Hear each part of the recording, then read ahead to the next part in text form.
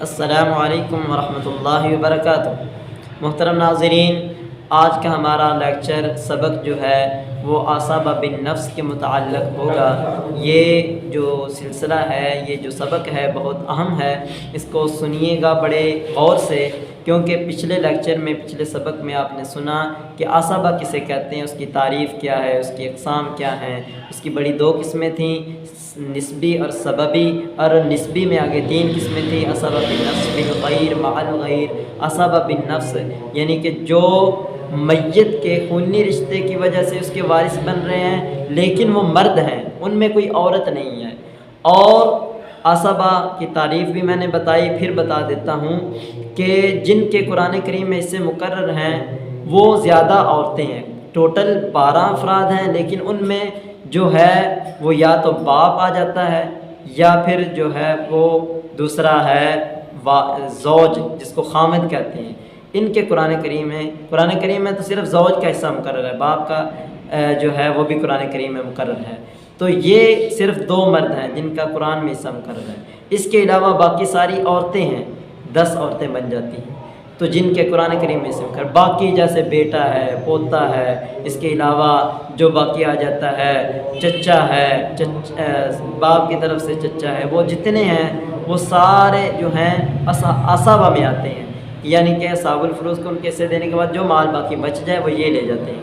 تو اعصابہ بالنفس پڑھتے ہیں ہم۔ اعصابہ بالنفس کیسے کہتے ہیں کہ جو مرد افراد، مذکر افراد اعصابہ ہیں جن کے حصے مقرر نہیں، باقی مال جتنا بچتا ہے وہ لے جاتے ہیں۔ ان میں 13 افراد آتے ہیں، 13 مرد آتے ہیں۔ تو سب سے پہلے ان میں یہ ترتیب جیسے میں بتاؤں گا، اگر ویسے ہی آپ یاد رکھیں گے تو آپ کو مسئلہ اگر کوئی وراثت کا حل کرنا پڑ جائے تو بڑی آسانی سے آپ حل کر لیں گے۔ پہلے ترتیب میں آئے گا بیٹا، جسے عربی زبان میں ابن کہتے ہیں۔ دوسرے نمبر پر آئے گا پوتا، جسے عربی زبان میں ابن کہتے ہیں۔ اس کے بعد تیسرے نمبر پر آ جائے گا باپ، جس کو عربی زبان میں اب کہتے ہیں۔ چوتھے نمبر پر آ جائے گا دادا، جس کو عربی زبان میں جد کہتے ہیں۔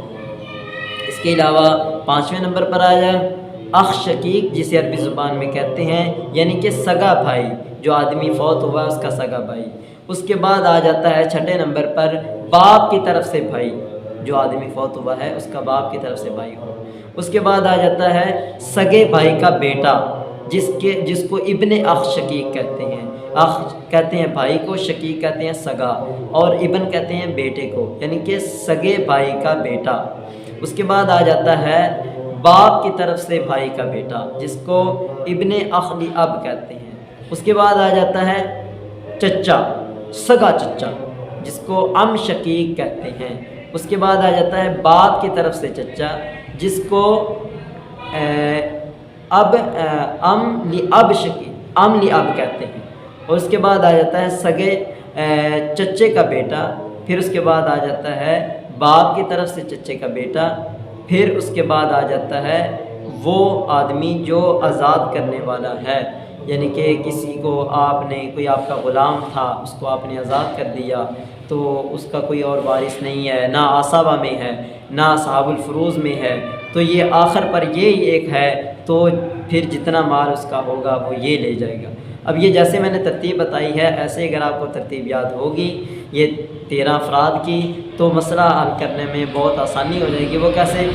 اگر بیٹا موجود ہے، باپ کے علاوہ باقی سارے محروم ہو جائیں، چاہے پوتا بھی موجود ہے، پوتا بھی نہیں وارث بنے گا۔ جو آدمی فوت ہوا ہے یا عورت فوت ہوئی ہے، اس کا اگر بیٹا موجود ہے تو پھر اس کا پوتا بھی وارث نہیں بنے گا، یہ بات بہت عام ہے۔